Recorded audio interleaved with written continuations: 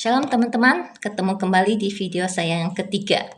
Dan saya akan menceritakan sedikit video saya yang kedua, di mana saya mempunyai kerinduan untuk melayani Tuhan, di mana benak saya itu membayangkan saya ini adalah seorang penyambut tamu, di mana saya memberikan senyuman yang penuh kasih pada mereka yang datang ke gereja, sehingga mereka memperoleh kehangatan gitu. Jadi saya tidak pernah ingin menjadi seorang pengajar ataupun seorang pendeta, karena seorang pengajar kita ketahui bahwa ia akan mendapatkan hukuman yang lebih berat. Oleh sebab itu kan tanggung jawab yang sangat berat gitu, dan saya tidak pernah ingin menjadi seorang pengajar ya. Oleh sebab itu saya ingin melakukan hal yang kecil saja, seorang asyir saja gitu. Dan itu lebih mudah dan nggak ada tanggung jawabnya, cukup memberikan senyum aja gitu. Oke, langsung kita lanjut.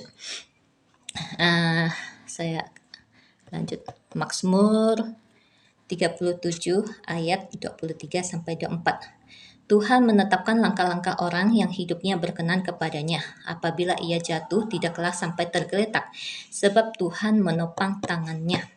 Ya, ini yang saya rasakan, teman-teman. Ini benar-benar saya rasakan banget. Saya tidak berani berkata bahwa saya ini adalah orang yang berkenan kepada Tuhan. Kalau saya melihat kehidupan saya, sebenarnya kalau dilihat itu saya belum benar, belum sempurna benar gitu. Tetapi inilah yang disebut kita dibenarkan bukan karena perbuatan kita. Kita diselamatkan itu karena kasih karunia. Ya, mungkin inilah artinya ya.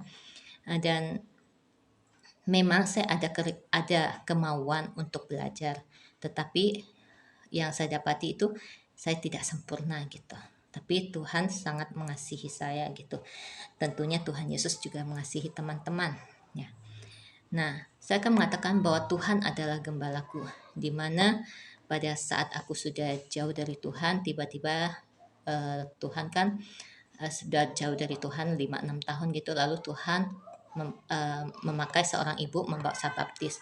Nah, saya sudah baptis, kemudian 2 tahun kemudian, karena saya tidak ada perubahan dalam kebangunan rohani, akhirnya pada saat ketika saya down banget, sampai saya berkata kepada Tuhan, mengapa Tuhan ciptakan saya? Jadi udara pun saya tidak sudi, apalagi kalau diciptakan hanya untuk dibuang ke dalam neraka gitu. Dan saya sangat down waktu itu karena saya mengalami banyak kegagalan hidup. Dan sesudah itu pada satu perjalanan di pesawat, Tuhan mempertemukan saya seorang adik rohani, di mana adik rohani inilah yang membantu saya ke suatu tempat di mana kota yang saya tinggali tadi itu kan sama sekali lingkungan yang sama sekali nggak ada orang percaya.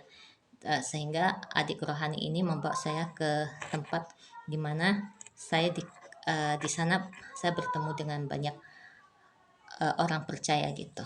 Dan sesudah adik rohani ini membantu saya dan saya kembali lagi ke gereja. Nah, karena pada waktu itu saya juga masih bolos-bolos gitu, masih enggak sering ke gereja juga karena saya juga mempunyai pekerjaan gitu kan. Nah, jadi waktunya tidak sempat juga, jadi setidaknya ada firman lah yang masuk gitu. Setidaknya sudah mulai ke gereja, enggak seperti dulu sama sekali terputus sampai beberapa tahun gitu, nggak pernah ke gereja, nggak pernah dengar firman gitu. Setidaknya sesudah sampai ke kota sana, saya sudah mulai ya. Dan sesudah 1 tahun kemudian, Tuhan mempertemukan saya lagi ketika hati saya terasa hampa, tidak ada tempat bersandar karena saya kan jauh dari keluarga, lagi merantau. Dan Tuhan pertemukan saya sama ibu kos pas waktu itu saya lagi cari kos, dan saya nggak bisa ketemu kos yang sesuai dengan yang saya inginkan gitu.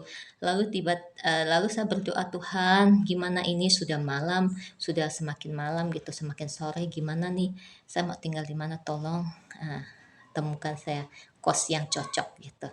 Tiba-tiba saya menemukannya di tiang listrik dan saya telepon, dan akhirnya saya bertemu dengan ibu kos, dan ternyata ibu kos ini adalah seorang kakak rohani. Dan kakak rohani bukan berarti saya kenal ya, cuman anggap dia adalah seorang kakak karena dia lebih tua dan dia adalah orang percaya gitu. Jadi saya sebut dia kakak rohani. Nah, selama saya tinggal di sana, ia mendapatkan sebuah mimpi. Dia memang orang yang sangat baik, Dia benar-benar rela meninggalkan pekerjaannya yang dia anggap itu jahat di mata Tuhan. Dia sampai rela meninggalkan pekerjaannya dan untuk melayani Tuhan gitu.